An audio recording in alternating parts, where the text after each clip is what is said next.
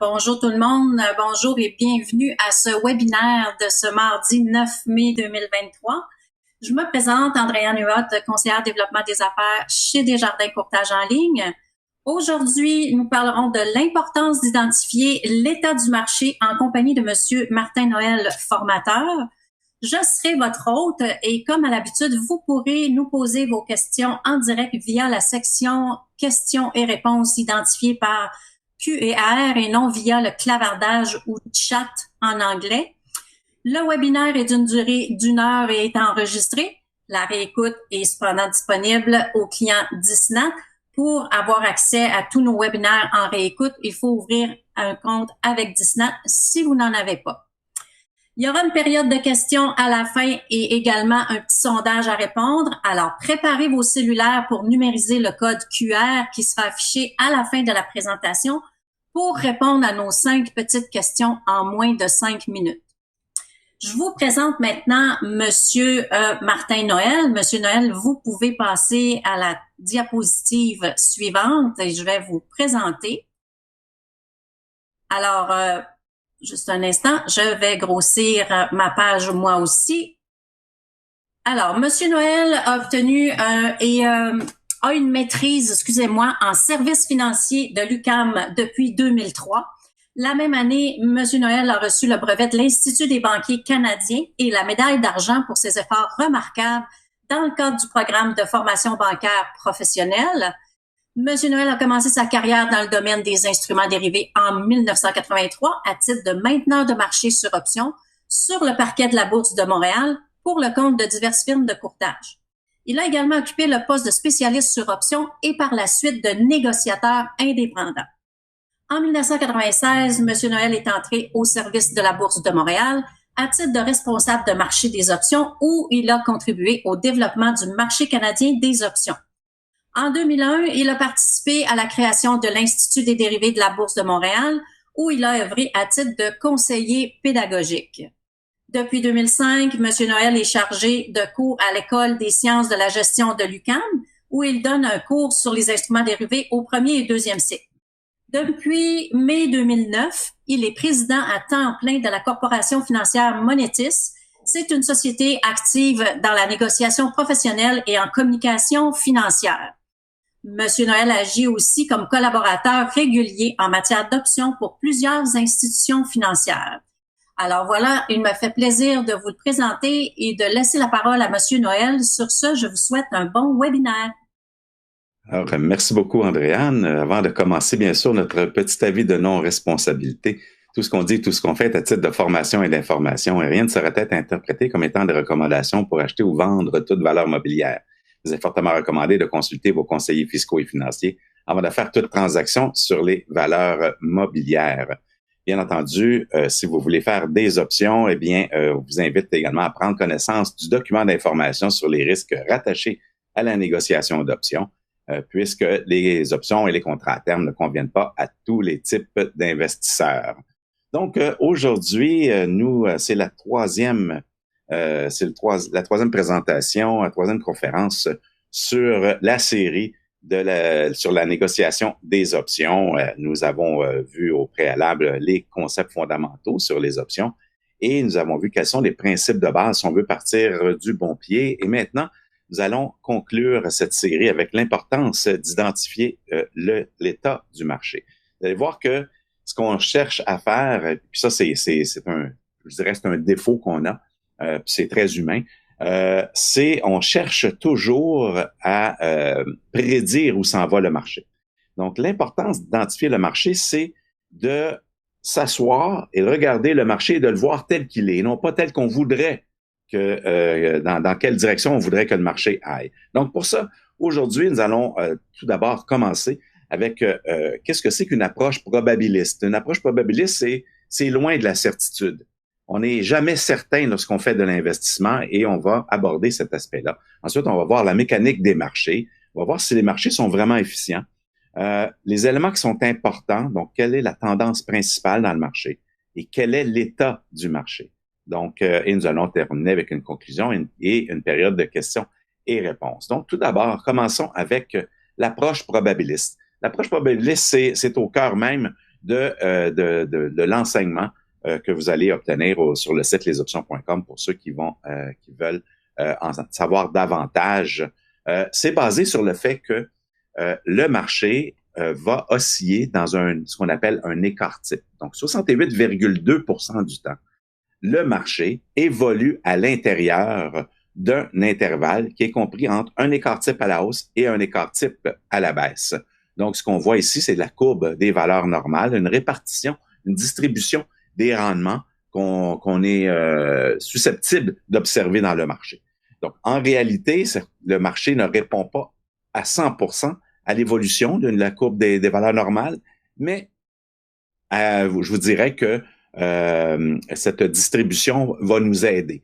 Là où la table, cette courbe des valeurs normales va errer, c'est lorsque on parle de très forts mouvements. Donc, par exemple, dans la table qu'on voit ici, on dit que il y a très peu de probabilité de voir un mouvement là qui serait de 3 écarts types à la baisse.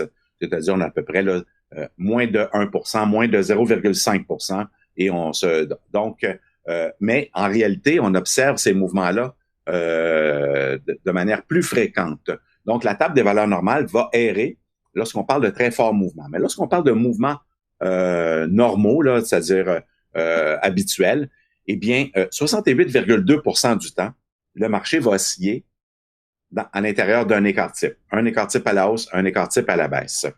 Et ça, c'est vrai en période de marché haussier, en période de marché baissier, mais encore davantage lorsque les marchés font du surplace. Et donc, lorsque le marché entame un mouvement à la hausse, eh bien, on se dit, on aimerait bien qu'il continue. Donc, moi, si je fais des projections puis je me dis, le marché va monter, le marché se met à monter, d'un coup, il baisse. Oui, mais c'est normal, parce que le marché, peu importe à quel moment où on le prend, il va bouger d'un écart type à droite puis un écart type à gauche. Donc, même quand il est en période de hausse, il est possible qu'il revienne en arrière puis qu'il remonte.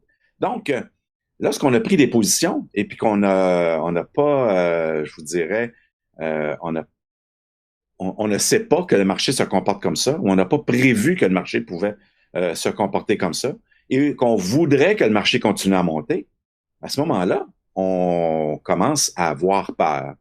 On commence à avoir des émotions. On se dit, le marché était supposé être à la hausse, il revient à la baisse, peut-être que je me suis trompé. Et là, on se met à commettre des erreurs sous le coup de l'émotion. Sachant que le marché évolue normalement à l'intérieur d'un écart type, donc vous voyez un écart type 68,2% du temps, eh bien, 2 écarts types, ça représente à peu près 95,4% de toutes les observations qu'on va faire sur un marché. Mais on va y aller avec un écart type puisque le marché des options, il est basé sur un écart type, sur la volatilité. Et comment on va faire pour déterminer sur une période donnée, sans faire des calculs savants, on va aller voir ce que le marché des options nous offre comme possibilité de déterminer quel est l'intervalle de prix sur une période donnée. Eh bien, tout simplement, ce qu'on va faire, supposons qu'on est au 12 septembre et on s'en va voir des options qui viennent à échéance le 20 septembre. Donc, on a 8 jours. On a 8 jours à courir et on regarde, par exemple, les options d'achat et les options de vente. Le marché ça c'était sur le SPY, il était aux alentours de 199 là. Donc 199,16, 199,17, donc ça fait quand même un bout de temps. J'ai pas remis les données à jour puisque le principe demeure le même, c'est-à-dire que on s'en va chercher ce qu'on appelle le straddle, c'est-à-dire le call et le put, et on additionne les deux primes. Et vous voyez ici, pour le total de 2,72 $, eh bien, on va ajouter 2,72 $ à 199 et on va soustraire 2,72 $ à 199 et on va obtenir un intervalle de 201,72 à 196,28. Et donc, ça, ce sont les probabilités de fluctuation du marché qu'on va chercher dans le marché des options. C'est le marché des options qui a donné cette probabilité-là. Donc, le marché pense que le SPY va bouger dans cet intervalle-là. On peut le faire avec n'importe quel titre. On peut aller, si on va chercher ce qu'on appelle le straddle à parité, donc les options qui sont directement ou très près du prix du titre. On prend le call et le put, même échéance. Et là, ça nous donne sur 8 jours le potentiel de fluctuation. Donc, supposons que je pense que le marché va monter. Bien, le marché peut redescendre jusqu'à 196,28, puis j'ai pas à m'inquiéter de ça. À moins que j'ai des éléments déclencheurs qui font en sorte que, par exemple, si le marché passe de 199 à 198, là, mon indicateur va renverser la tendance, il va devenir négatif. Ça, c'est possible. Mais si, faisons abstraction de tout élément déclencheur ou identifiant d'une direction, si je ne fais qu'observer le marché, si je ne sais pas où le marché s'en va, je regarde le straddle et je dis, le marché peut fluctuer à l'intérieur de ces deux bornes-là et c'est normal. J'ai pas à m'inquiéter. Alors, à ce moment-là, vous voyez qu'on peut enlever de l'émotion et ça, c'est important. Moi, ça m'a pris des années à arrêter de prédire où s'en allait le marché. Quand je me suis assis et réfléchi à comment le marché se comporte vraiment et qu'est-ce que je dois faire pour éliminer le stress, c'était de regarder dans quel état de marché on est, qu'est-ce que le marché est en train de faire, et c'est basé sur une approche probabiliste. Et si on prend une autre échéance, par exemple, l'échéance du 18 octobre, à ce moment-là, on a 1 mois et 1 semaine de fluctuation. Vous voyez que les primes sont un peu plus élevées et on a 5,39 $. Et là, maintenant, on ajoute à 199, 5,39 $. On soustrait 5,39 $ et on obtient un intervalle entre 193 et 61. Et c'est un peu normal. On a plus de temps à courir. Donc, vous voyez que l'intervalle est plus élevé. Et si on prenait un intervalle d'une année, on aurait encore un intervalle plus élevé que ça. Et donc, ça serait normal de voir le marché fluctuer à la hausse ou à la baisse. Donc, il faut pas paniquer lorsque le marché se comporte normalement. Les seuls moments où là, on va avoir, je dirais, où on doit réagir, c'est lorsque le marché se met à sortir de cet intervalle-là. Donc, là, à ce moment-là, on se dit, attends un petit peu, là, il se passe quelque chose. Le marché n'agit pas normalement et donc, il y a un mouvement qui est entamé plus fort que ce à quoi on s'attendait. Et donc, là, à ce moment-là, on pourra procéder à des rajustements. Alors, une approche probabiliste, qu'est-ce que c'est? Eh bien, ça veut dire que lorsqu'on a une vision probabiliste, eh bien, ça veut dire qu'on va toujours être prêt à s'ajuster. C'est-à-dire qu'on ne veut pas faire de prédictions. Parce que quand on fait des prédictions, vous savez que l'être humain a la fâcheuse manie de refuser d'admettre ses torts. C'est-à-dire que je pense que le marché s'en va à la hausse. Et là, tout d'un coup, le marché se met à baisser. Et combien d'entre nous, je m'inclus, avons fait cette erreur? On achète un titre, le titre se met à baisser, il va revenir. Il va revenir.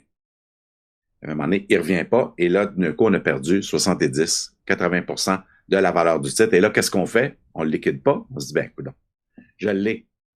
On a des titres qu'on peut avoir des titres dans notre portefeuille comme ça qui vont végéter pendant plusieurs années avant de recommencer tranquillement à remonter. Et là, avant de revenir au point initial, ça peut prendre du temps. Et parfois, même, c'est impossible. Donc, c'est être prêt à réagir. Mais quand on est être prêt à réagir, ça nous prend un plan. On a vu, donc la dernière séance, qu'il faut avoir un plan pour réagir. Donc, un plan pour prendre ses profits, mais un plan pour prendre ses pertes également. Donc, ça, c'est extrêmement important d'être prêt à réagir. Si j'ai une vision probabiliste, si mon approche, elle est probabiliste, ça sera pas difficile de prendre la décision, soit de prendre ma perte ou éventuellement de prendre mes profits puisque je vais avoir mon plan qui va m'aider à maximiser mes profits. Donc, on fait pas de prédiction ferme. Ici, je vais citer mon mentor aux États-Unis, qui est malheureusement décédé depuis 2019, Tony Caldaro, du blog The Elliott Wave Lives On. Là, je ne sais même plus si le blog il est actif ou pas. Donc, il avait un groupe privé qu'on a continué, nous, à opérer là, et à contribuer. Mais Tony Caldaro, qui a amené une expertise en matière, là, pour ceux qui connaissent un petit peu les vagues d'Elliott, une approche probabiliste des vagues d'Elliott, c'est-à-dire une approche objective et non pas subjective. Pour ceux que ça peut intéresser, là, dans le cadre de mon programme, je démontre également une approche là, personnelle que j'ai développée au niveau des vagues d'Elliott également pour permettre l'analyse de l'état du marché. Donc, Tony Caldaro, anticiper, évaluer et ajuster. Donc, toujours être prêt à changer d'idée. Ça sera extrêmement important si on va avoir du succès, pas seulement dans les options, que ce soit dans l'investissement en général. Donc, ce sont des principes de base sur lesquels on s'appuie pour ensuite, bien sûr, dans le cadre de ce qu'on fait, nous, ce sont les options. Et donc, on va aller davantage vers les options, vers des stratégies d'options pour réaliser nos stratégies, nos objectifs. Donc, ici, on anticipe. Donc, on prend une décision, on définit l'état du marché. Ensuite, on évalue. Ah, le marché a changé, l'état du marché a changé. On ajuste les positions. Il ne faut pas avoir peur de ça. Il ne faut pas avoir peur parce que, vous savez, changer d'idée, ça fait partie de l'investissement. Je connais personne qui est capable de prédire ce que le marché va faire. Donc, à très, très long terme, on peut dire, ah, le marché a une tendance haussière, mais à très court terme, on ne sait pas ce que le marché va faire. Et pour ceux que ça peut intéresser, vous pourrez lorsque vous aurez la version PDF, là, pour ceux qui veulent avoir une version PDF, vous n'aurez qu'à vous inscrire sur le site lesoptions.com à la série et puis vous aurez accès au PDF. Vous pourrez cliquer sur le lien vers YouTube au grand rapport qui a été publié au grand reportage, là, mais maintenant ce documentaire est sur YouTube. La dictature des experts. Alors, qu'est-ce que c'est? C'est que, vous savez, que lorsqu'on se présente, et je vais vous dire que je ne fais pas partie de ceux qui peuvent inspirer confiance, justement, auprès des interlocuteurs dans des émissions télévisées. Vous ne me verrez pas dans une émission télévisée. Pourquoi? Parce que un expert, aux yeux des profanes, doit avoir des opinions tranchées et être sans équivoque.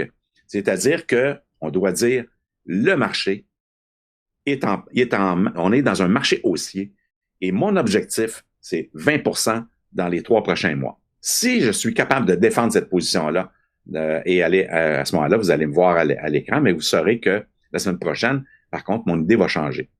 Donc, en quoi est-ce utile que j'aille définir un état du marché en disant le marché s'en va à la hausse de 20% dans les 3 prochaines semaines ou dans le prochain mois, mais une semaine après, je change d'idée et je souhaite être aussi affirmatif à ce moment-là que le marché s'en va à la baisse.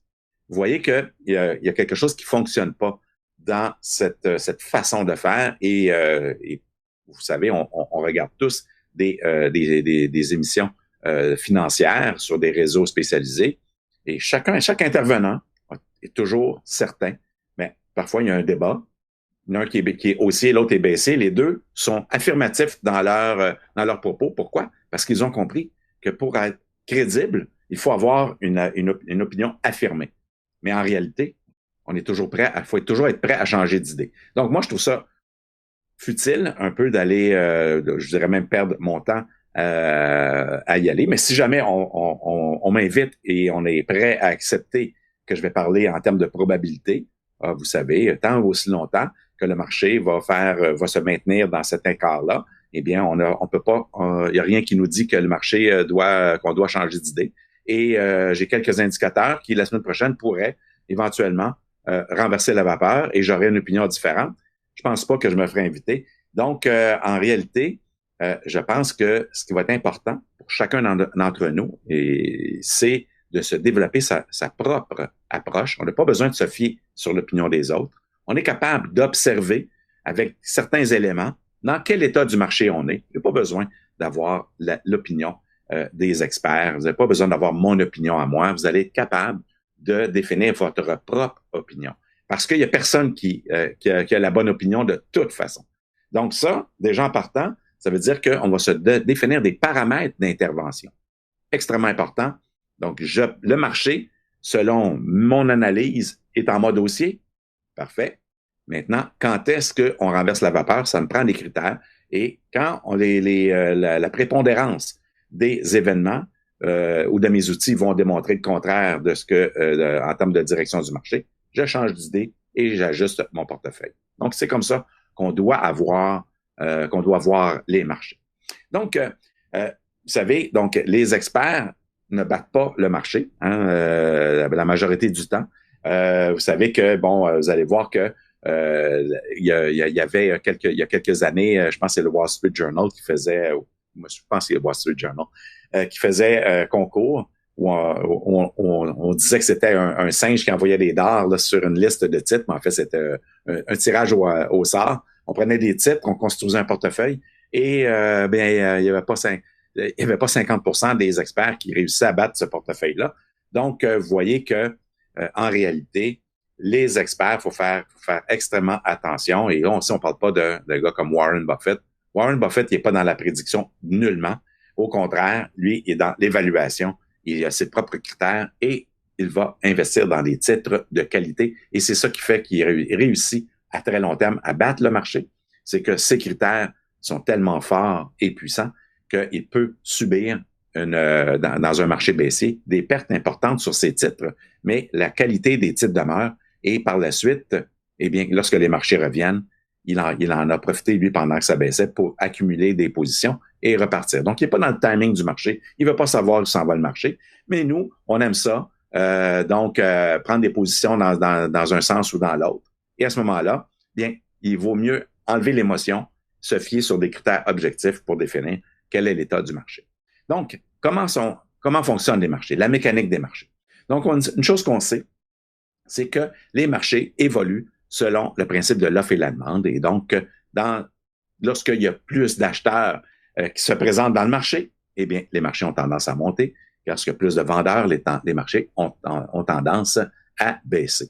Donc, il y a une chose, qu'un élément que moi, quand j'étais sur le parquet, ce qu'on m'a dit, Martin, oublie pas, le marché cherche à monter avec le moins de monde possible. C'est-à-dire que il faut qu'il y ait le moins les gens croient que le marché va monter, eh bien, plus le marché, à ce moment-là, va monter rapidement.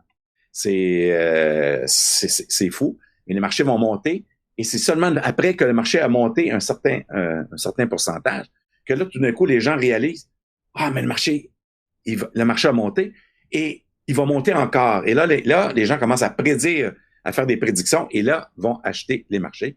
Eh bien, c'est là que le marché, parfois, fait ses replis avec le plus de monde possible. Donc, cherche à monter avec le moins de monde possible, baisse avec le plus de monde possible, et c'est à ce moment-là, quand les marchés baissent, avec plein d'investisseurs qui sont investis, que là, je dirais, les mains faibles liquident leur position, et c'est là qu'on assiste parfois, là, donc, à des cracks, mais aussi à la fin des marchés baissiers, lorsque tout le monde lance sa serviette. Donc, il est difficile, de faire des prédictions, Yogi Berra a lancé ça. Il est difficile de faire des prédictions, surtout en ce qui concerne l'avenir. Donc, ça, j'aime bien cette maxime-là, parce que effectivement, il n'y a personne qui peut vous dire où s'en va le marché. On ne le sait pas. Donc, on regarde ce qui se passe, mais sinon, on ne le sait pas. Donc, penser qu'on peut prédire la prochaine tendance du marché, là, c'est croire qu'on peut deviner ce que tous les négociateurs là, du monde entier sont en train de penser à l'avance, comment ils vont réagir, etc. Donc, on ne le sait pas.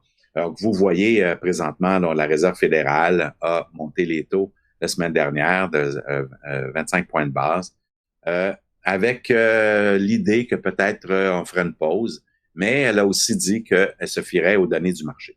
Donc, vous voyez, le marché est encore incertain, on ne le sait pas. Est-ce que c'est terminé ou pas? Donc, on pourrait même assister présentement à une amélioration fondamentale du marché. Et le marché pourrait réagir négativement en pensant que la Réserve fédérale va continuer à augmenter les taux à ce moment-là. Et alors que l'inverse aussi, là, une détérioration du marché pourrait penser que les marchés pourraient se mettre à monter un peu parce que on dirait la Réserve va vraiment mettre la hausse des taux sur pause. Donc, c'est pas la nouvelle, c'est comment le marché réagit face à la nouvelle. Et une fois que le marché a réagi, nous, on prend cette information-là et on essaie de s'aligner en se disant, je vais t'accompagner dans ton cheminement. Donc, on accompagne le marché. Au niveau de l'efficience des marchés, est-ce que les marchés sont efficients? Donc, ça, c'est si les marchés étaient vraiment efficients. Donc, l'hypothèse de l'efficience des marchés là, suggère qu'à tout moment, les prix du marché reflètent toute l'information qui est disponible. Tout ce qui est disponible est dans le marché. Les marchés sont assez efficients, mais pas entièrement efficients. Bien sûr, on pourrait démontrer le contraire, bien sûr, de manière très scientifique, là, regardez. Mais si c'était vraiment vrai, il y a on pourrait pas battre le marché. Donc, des gens comme Warren Buffett ne pourraient pas battre le marché. Donc, alors, est-il vraiment efficient? Donc, il y a plusieurs formes d'efficience des marchés. Ce qui arrive, c'est que, je vous dirais, quand on parle d'efficience des marchés, c'est toute l'information qui est connue. C'est-à-dire que on va finir par la retrouver dans le marché. Et donc, c'est là ce qu'on parle, c'est que, par exemple, si je sais qu'une compagnie va se faire acheter, la compagnie se négocie à 20 $, va se faire acheter à 40 $, et que je le sais, j'ai pas le droit d'aller sur le marché, mais supposons que là, je me dis, la tentation, elle est trop grande, je vais acheter les actions. Vous voyez que là, j'en achète à 20 $, à 21 $, j'en achète aussi, à 22, j'en achète, et là, je suis en train de laisser une trace. C'est-à-dire que mes achats combinés, et si j'augmente la mise, je suis en train de donner de l'info au marché. Et le marché, les négociateurs professionnels, ce qu'ils font, ils disent pas, ah oui, il va y avoir une prise de contrôle à 40 $. Ils disent, hey, il y a du monde qui sont acheteurs, pas pour vrai, sur ce titre-là. Alors, je vais me mettre avec eux et je vais acheter.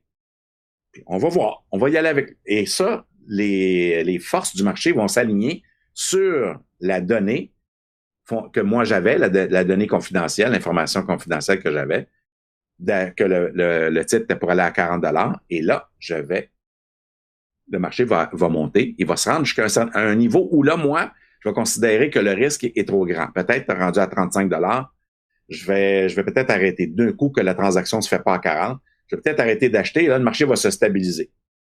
Eh bien, c'est ça. Le marché n'est pas entièrement efficient, mais il va le devenir parce que chaque fois qu'on va entrer dans le marché avec une opinion, et on laisse une trace et qui va être perçue par les autres intervenants. Donc, c'est les mouvements dans le marché qui vont faire en sorte que on va éventuellement suivre l'évolution du marché. Donc, chaque nouvelle information va être interprétée par les autres investisseurs et à ce moment-là, eh bien, on va faire du mimétisme, c'est-à-dire que quand l'information va venir d'un mouvement vers l'achat des actions, eh bien, le mimétisme va faire en sorte qu'éventuellement, le marché va monter. Mais l'inverse peut être vrai aussi. Je peux avoir une nouvelle à l'effet que les nouvelles vont être très, très négatives sur un titre. Encore une fois, on n'a pas le droit de négocier sur d'informations privilégiées.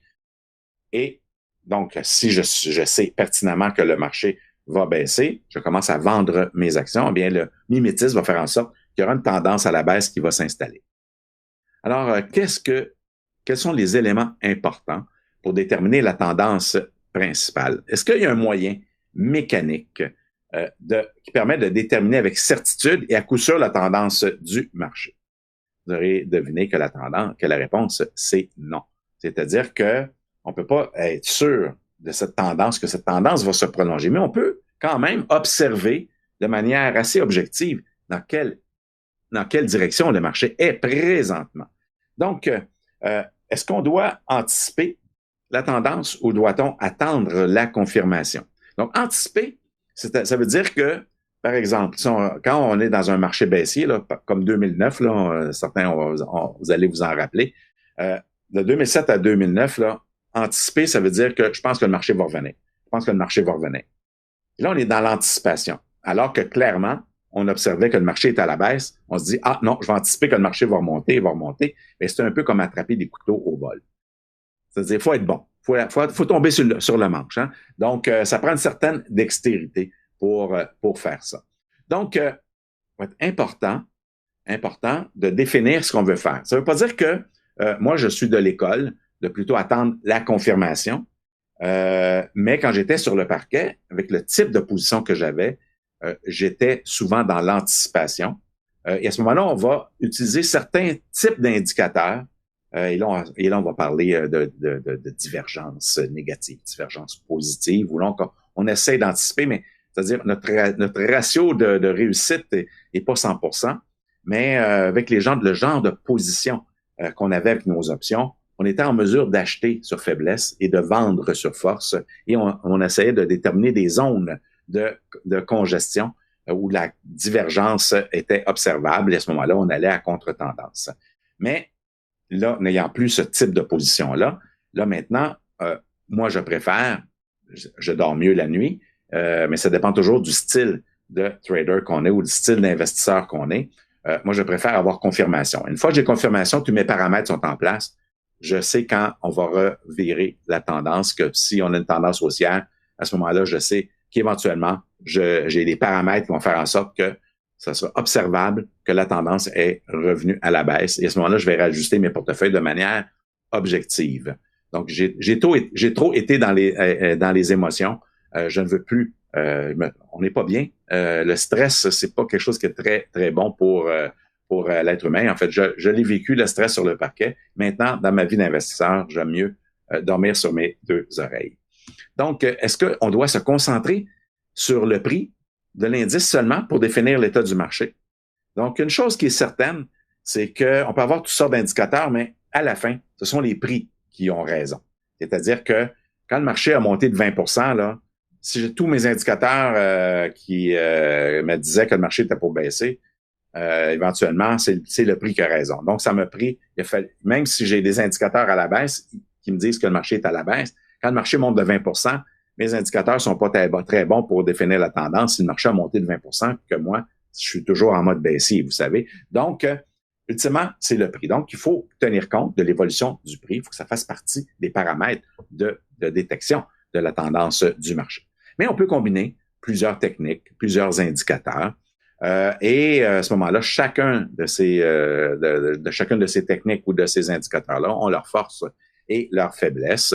Mais lorsqu'en les combinant, ce qu'on va faire, c'est un peu comme la diversification stratégique. Bien, on fait une diversification dans nos techniques d'analyse pour pouvoir justement avoir des visions, couvrir à peu près tous les angles. C'est ce qu'on va essayer de faire également avec nos analyses. Donc, au lieu de déterminer la tendance du marché, si on tentait plutôt de déterminer dans quel état de marché on est au moment où on observe le marché. À ce moment-là, on évite la prédiction. On dit présentement, l'état du marché, il est haussier.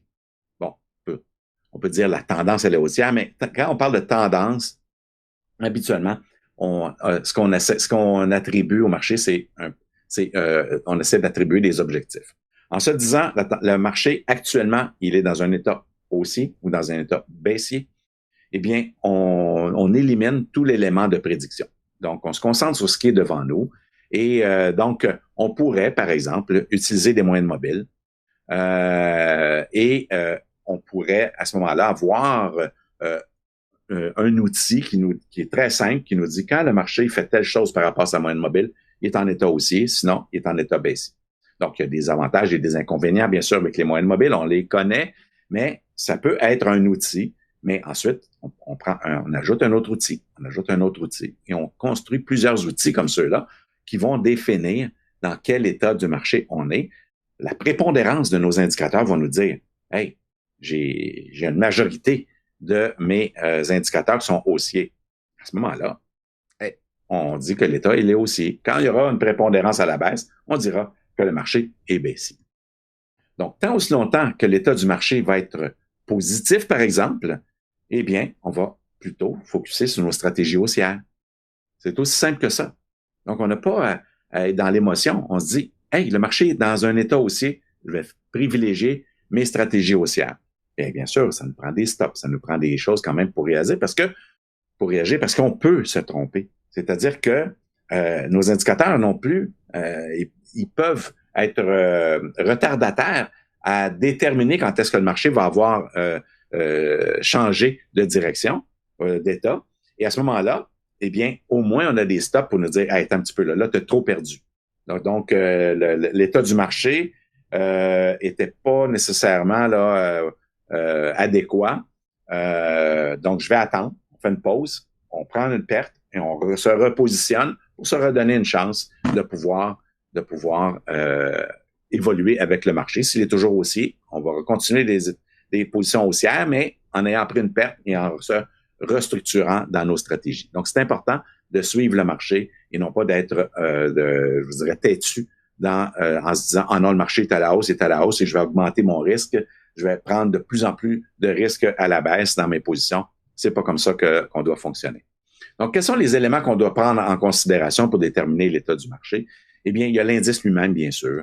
Donc, toutes les analyses basées sur le titre, sur l'indice lui-même, donc que ce soit le momentum. Donc, par exemple, vous pouvez prendre un indicateur de stochastique, un indicateur RSI pour déterminer, hey, le marché est en train de progresser à la hausse. Et il y a l'indice lui-même qu'on peut analyser, l'accumulation et la distribution sur l'indice lui-même. Donc, est-ce que le titre, est-ce que l'indice a augmenté aujourd'hui? Est-ce qu'il a baissé aujourd'hui? Donc, vous faites plus un, moins un, par exemple. Là, vous faites un cumul sur une période de jours. Vous dites, ah, mais là, maintenant, il y a une prépondérance de jours à la hausse. Les moyennes mobiles, on est au-dessus de la moyenne mobile. Ou il y a un croisement de moyennes mobiles à ce moment-là. Mais vous voyez, les moyennes mobiles, il faut faire attention, c'est retardataire. Donc, parfois, on a un peu de retard avec ça. Mais quand c'est distribué à travers plusieurs indicateurs, eh bien, ça peut nous aider aussi. La moyenne mobile, elle change moins rapidement que d'autres indicateurs. Donc, ensuite, vous pouvez faire une analyse par les vagues d'Elliott, par exemple, là, qui vont vous permettre là, tout simplement de déterminer dans quel type de vague on est. Et ce type de vague-là pourrait être haussière ou baissière. Ça pourrait faire partie de vos analyses également. Mais aussi la profondeur du marché à tenir compte. C'est-à-dire que quels sont les titres qui composent l'indice? Quels sont les secteurs qui composent cet indice-là? Et on peut prendre la tendance donc individuelle de chacun des titres ou de chacun des secteurs et se construire finalement ensuite un indicateur qui regroupe toutes ces observations-là qui vont déterminer si sous-jacent, ce qu'on ne voit pas, hein, quand on voit l'indice, on ne voit pas tous les 500 titres du S&P 500 ou les 60 du SPTSX 60, eh bien, à ce moment-là, on prend l'information on appelle ça la profondeur du marché, c'est-à-dire ce qu'on voit sous la surface. Et là, à ce moment-là, on prend ça, et ça nous donne d'autres informations. Donc, il y a le prix, il y a d'autres indicateurs qu'on peut aller chercher pour déterminer la tendance du marché. Donc, profondeur du marché, le prix ne dit pas tout. Donc, en apparence, le marché peut confirmer des nouveaux hauts. Donc, vous voyez ici, alors que la majorité des titres, donc, si on suivait la tendance des secteurs ou des titres qui composent l'indice, on verrait que finalement, la tendance, elle est à la baisse. Donc, ça pourrait nous donner des signaux précurseurs que le marché peut-être est en train de virer. Donc, ça peut être intéressant. Ensuite, on va tenter de déterminer le niveau de participation des constituants du marché. C'est ce qu'on cherche à faire avec notre profondeur du marché. Donc, plus la participation est élevée dans un marché haussier, bien, plus la hausse sera solide. Donc, plus on a une confirmation de la profondeur du marché par rapport à ce que l'indice lui-même fait, plus on est confiant que ça va continuer à monter. Mais quand on observe de la divergence, à ce moment-là, c'est un signal que ça peut aller mal ou c'est en train d'aller mal.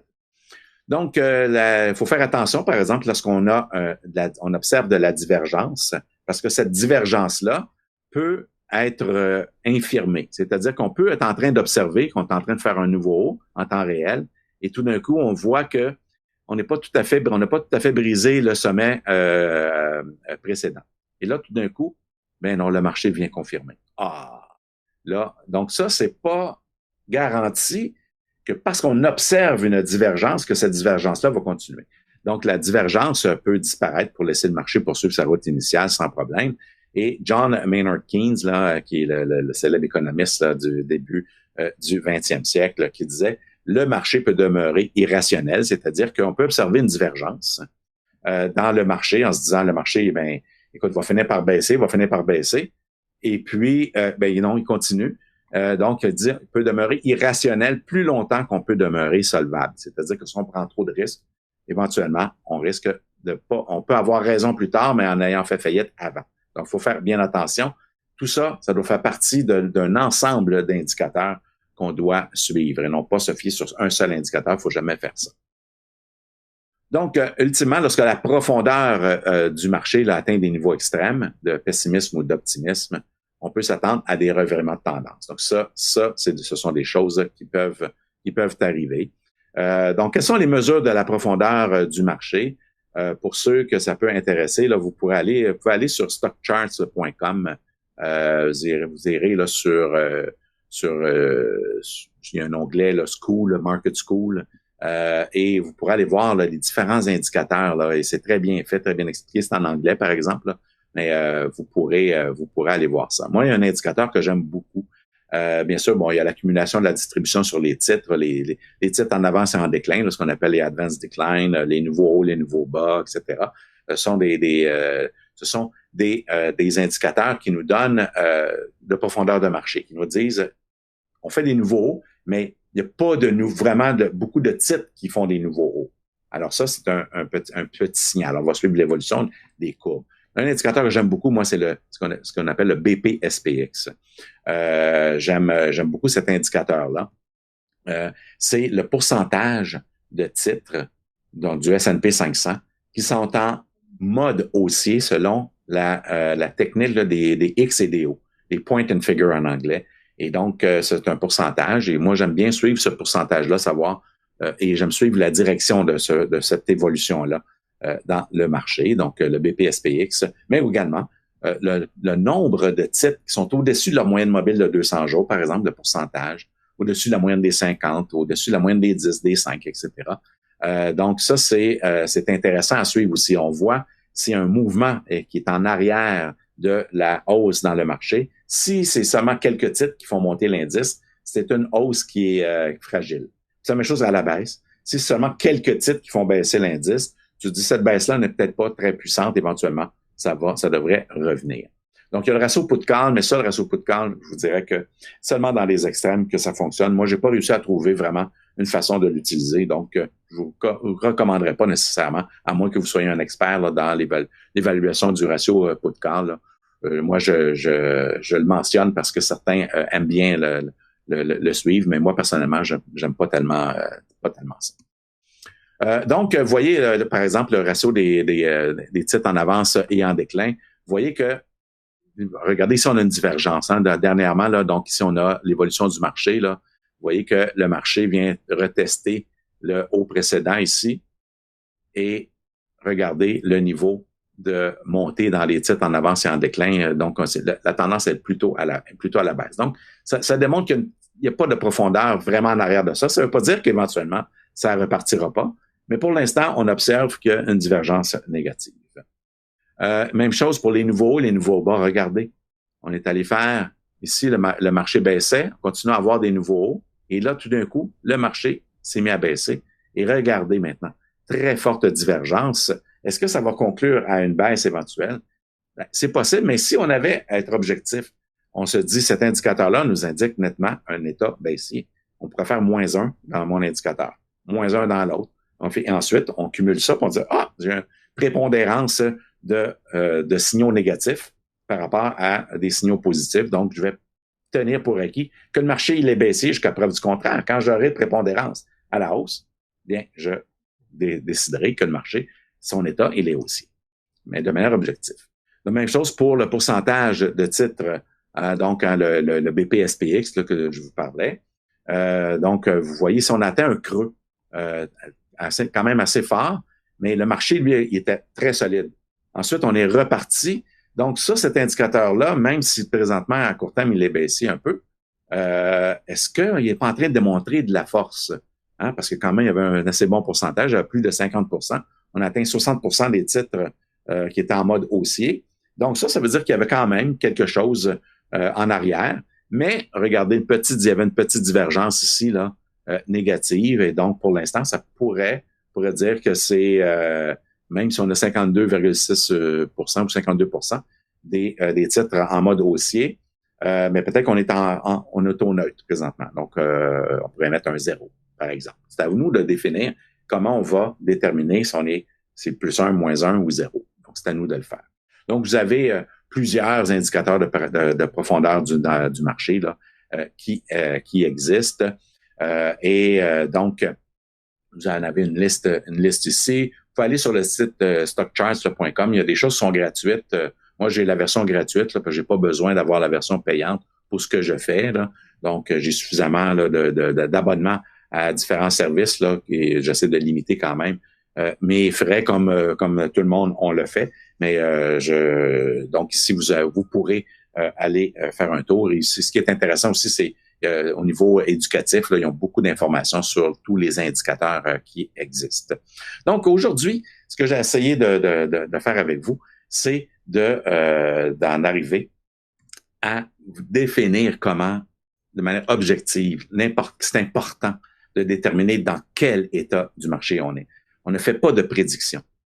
Il faut arrêter de faire des prédictions. Les prédictions, c'est pas bon pour la santé. C'est stressant.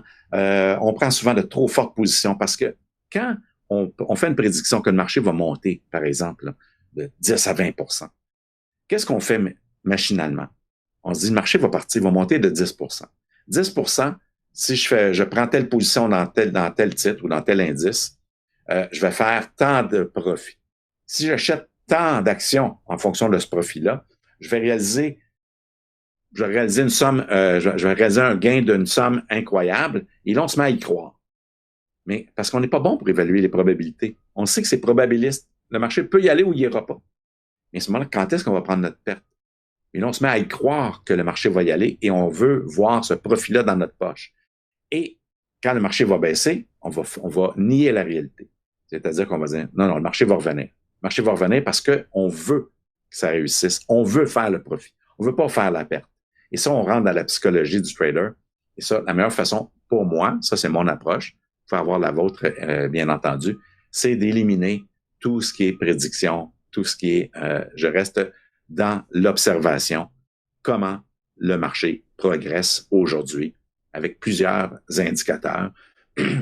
J'essaie d'anticiper, d'observer et de réajuster ma position. Et si vous êtes en mesure de faire ça, eh bien, vous allez voir, vous allez vous enlever beaucoup de stress. Je suis convaincu que plusieurs personnes d'entre vous, vous savez de quoi je parle quand on fait des prédictions et qu'on prend des positions en termes de ces prédictions-là, extrêmement difficile de changer d'idée. Et donc, j'espère que cette série de 3 webinaires sur la négociation des options vous sera été utile. Donc, on a commencé par voir les concepts fondamentaux, bien sûr, des options, avant de passer au principe de base qui doit gérer comment nous, on doit se comporter lorsqu'on veut négocier avec succès, donc définir un plan, etc. Mais aussi, quand on veut établir des stratégies, eh bien, on doit avoir, bien sûr, choisir quelles sont les stratégies d'options qu'on voudrait mettre en place, stratégies haussières, baissières ou des stratégies neutres. Et à ce moment-là, il faut comprendre que le marché lui-même, eh bien, on ne peut pas prédire où il s'en va, qui est de façon normale, même dans un marché haussier, le marché peut monter ou baisser d'un écart type sans que ça change quoi que ce soit à sa tendance. Donc, bien conscient de ça. Pour ceux qui voudraient avoir accès au matériel, donc vous allez l'avoir pour les clients, bien sûr, de Desjardins. Vous pourrez avoir accès à ce matériel-là. Eh bien, pour tout le monde également, vous pouvez tout simplement vous inscrire sur le site lesoptions.com par le code QR qu'il y a là ou en cliquant sur le lien. Vous allez avoir accès au matériel vidéo et PDF, là, et l'inscription, elle est gratuite. Alors, je vais vous faire une annonce et puis on va passer à la période de questions tout de suite après. Alors, tel que vous le voyez à l'écran, nous sommes très fiers de vous annoncer que Desjardins Courtage en ligne organise une tournée éducative en partenariat avec la Fondation des Canadiens pour l'enfance. Alors, c'est l'occasion de venir à la rencontre de notre équipe de Desjardins Courtage en ligne, mais également de venir poser vos questions en personne directement à nos 2 conférenciers de renom, et j'ai nommé Monsieur Michel Villa et Monsieur Steve Deschaines. Ce sont 2 spécialistes chevronnés, experts du vaste monde de la finance, et ils partageront cette journée-là leur perspective et vision de l'investissement. Tous les fonds qui vont être amassés dans le cadre de cette initiative seront remis à la Fondation. Donc, joignez l'utile à l'agréable et contribuez à une bonne cause en réservant votre place dès maintenant. Comment vous inscrire? Eh bien, c'est en allant sur le site de disnat.com. Vous cliquez sous l'onglet « Formation » et dans notre calendrier de formation, en haut à gauche, vous allez voir la tournée éducative d'annoncer et vous cliquez sur « M'inscrire ». Alors, je passe tout de suite à la période de questions. Monsieur Noël, on a une question ici. C'est au sujet des moyennes mobiles. Alors, on pose la question suivante. Si on travaille avec les moyennes mobiles 10,50 et 200 jours et que l'action a monté beaucoup, mais que le 10 jours est à la baisse, devrait-on prendre notre profit? Oui, donc ça, il y a plusieurs façons de négocier les moyennes mobiles. Donc, vous pouvez donner une prépondérance en termes de pointage. Je vous dirais là qu'une des façons les plus, moi, ce que j'aime bien fonctionner, c'est avec un pointage. Donc, vous avez ici 3 moyennes mobiles. Donc, la 10 qui est plus haute que la 50, la 10 qui est plus haute que la 200, éventuellement la 50 pourrait être plus haute que la 200. Et donc, là, ici, ce qui arrive, c'est que on mêle des tendances qui sont court terme avec le long terme. Donc, ça, faut faire attention parce que la 10 jours, elle va bouger plus. Et ça ne veut pas nécessairement dire que la tendance à long terme, elle a été impactée ou affectée. Donc, je vous dirais que si vous voulez travailler avec des moyennes un petit peu plus courtes, peut-être une 10-20, une 10-40, une 10-30, là, dans ces coins-là pour avoir votre court terme. Ensuite, vous regardez votre long terme. Vous pouvez regarder, par exemple, là, vous faites la 10-20, ensuite, mettons la 20-50, mais là, ça vous donne quelque chose intermédiaire. Puis après ça, la 50-200. Là, vous avez la moyenne à long terme. Donc, comment vous allez vous prenez votre position initiale? Est-ce que vous la prenez sur le court terme ou si vous la prenez sur l'ensemble de la position? Et tout ça, c'est difficile de répondre là, comme ça à brûle pour point, mais je vous dirais que, par exemple, si vous définissez que vous allez négocier sur le court terme entre la 10-20, eh bien, vous allez, ce qui est intéressant, c'est de regarder, par exemple, d'introduire une valeur, peut-être une moyenne intermédiaire à ça, soit une 15 jours, et vous regardez la 5 par rapport à la 15 et la 20. Donc, une fois que vous établissez votre position, vous avez une façon de rentrer, donc par exemple la 5 passe par-dessus la 20, mais éventuellement, est-ce que c'est la 15 qui va passer en dessous de la 20 qui va être votre élément de sortie? Donc, c'est d'essayer de jouer, de jouer avec ça. Donc, j'aimerais vous dire qu'il y a une réponse, là, mais je pense que il faut regarder notre point d'entrée et ensuite déterminer à l'avance notre point de sortie. Donc, je vous dirais, là, par exemple, si on va prendre le 5, 10, 20, vous rentrez avec, par exemple, la 10 qui passe la 20. Et ensuite, vous regardez la 5, comment elle va. Vous pouvez tout simplement liquider certaines parties de vos positions. Donc, dans votre plan, ce qui va être intéressant de faire au départ, c'est de, premièrement, définir comment on va rentrer dans la position et ensuite, est-ce que je sors 100% de ma position? Donc, j'en parlais dans le deuxième webinaire. Est-ce qu'on sort 100% de la position lorsque, par exemple, quand vous m'avez dit si la 10 passe en dessous de la 50, si la 10 passe en dessous de la 50 dans ce cas-là, est-ce que comme vous sortez 100% de la position ou vous commencez à réduire tranquillement votre position parce que la 10 peut repasser à ce moment-là? C'est ça le problème avec, là ici, on a seulement un indicateur, c'est qu'on est tributaire de des yo-yo que la moyenne mobile va faire. C'est pour ça que moi, je privilégie d'avoir plutôt d'avoir certains indicateurs qui, ensemble, vont me donner des signaux moins fréquents pour éliminer tous ces yo-yo-là.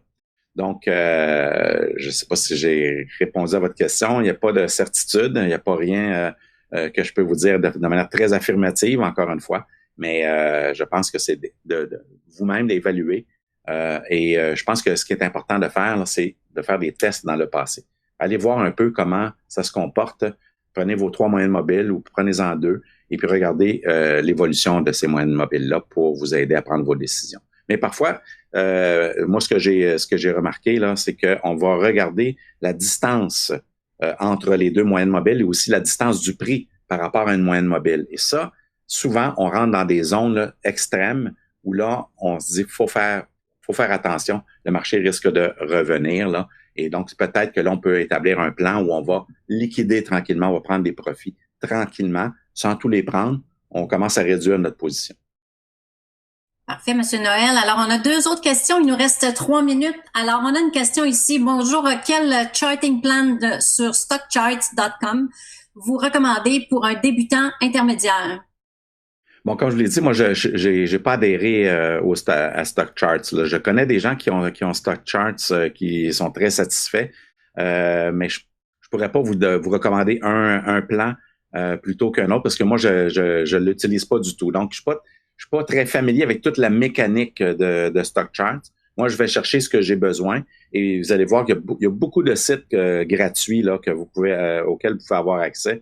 Que je pense, par exemple, à Finviz, par exemple, finviz.com. Je pense que c'est TradingView qui vous offre des forfaits gratuits et qui peuvent être suffisants au départ, là. Donc, je vous dirais, faites le tour de tout ce qui est gratuit avant de commencer un plan, à moins que vous ayez besoin, par exemple, sur StockCharts, vous pouvez avoir accès à des données historiques qui peuvent être intéressantes, là. Mais moi, j'utilise d'autres outils, là. Entre autres, un de mes outils, moi, c'est TC2000, là, que j'utilise. Et là, j'ai toute l'information là dont j'ai besoin. Sauf qu'ils n'ont pas le BPSPX, là, et je vais essentiellement pour le BPSPX sur StockCharts. Merci, Monsieur Noël. Alors, les participants nous répondent que oui, vous avez bien répondu à leurs questions. Et une autre question qu'on a ici, c'est pouvez-vous réexpliquer les moyennes mobiles et le RSI? Oui, donc en fait, oui, très rapidement. Donc, en fait, le RSI, c'est un indicateur de momentum, d'extrême. On prend une lecture là, des hauts et des bas là, sur une certaine période, puis on dit le marché présentement se trouve dans son extrême à 100%, entre 0 et 100% là, de son intervalle. Et lorsqu'on approche du 100%, habituellement, lorsqu'on passe à 80, 75, 80, on est dans une zone de surachat qu'on appelle. Et à ce moment-là, historiquement, on observe parfois un certain ralentissement. Mais c'est pas garanti, mais on observe un certain ralentissement qui peut se produire, stabilité relative dans les prix. Donc, on peut établir certaines stratégies basées sur ces observations-là. Donc, dans le cadre de mon programme, justement, on en parle et on a construit un portefeuille basé sur ce type d'analyse et on construit un portefeuille de gestion d'options avec sur des titres canadiens. Et on utilise justement ces types d'indicateurs-là pour prendre nos décisions, mais je vous dirais que c'est la divergence en fait négative là, qui parfois est l'élément déclencheur qui fait en sorte qu'on va entrer ou pas. Mais il y a plusieurs façons là, de définir un élément déclencheur là, en regardant ces signaux-là. Donc, j'ai pas nécessairement le temps d'en parler en une minute, là, mais je vous dirais par rapport à la moyenne mobile, eh bien, une moyenne mobile peut nous donner le signal de départ et le RSI éventuellement nous dire on est en train de faire une petite pause peut-être. Là, tu sais. Donc, ça nous donne des points de repère pour entrer et commencer à alléger nos positions éventuellement. Donc, c'est à peu près tout ce que je peux vous dire en une minute pour l'instant. Parfait, Monsieur Noël. Alors, on a fait le tour des questions. On va afficher maintenant sur l'écran notre petit questionnaire. Alors, l'écran où est-ce qu'on voit le code QR pour répondre à notre petit questionnaire en 5 questions rapides. Votre opinion nous est très importante, vos commentaires, vos suggestions. Alors, c'est de cette façon-là qu'on réussit à voir si on peut améliorer, trouver de nouveaux sujets. Alors, avec vos commentaires qui sont lus en passant, alors vous ne faites pas ça pour rien. On tient à cœur à ce que vous répondiez à notre petit questionnaire. On a peut-être une dernière question. Je vais voir si c'est... non, pas de question. On nous dit merci, Monsieur Noël. Un gros merci. Alors, merci à vous, chers participants. Vous avez été très nombreux à participer. On vous laisse nos coordonnées, donc disnap.com ou Monsieur Noël également. Alors, n'hésitez pas si vous avez besoin d'assistance ou des questions qui sont laissées en suspens, vous pouvez toujours nous écrire et nous ferons le suivi là de vos questions et réponses. Alors, merci à tous. Merci d'avoir participé en grand nombre. Et on vous souhaite un très bon après-midi. Merci, Monsieur Noël. Merci beaucoup et à la prochaine.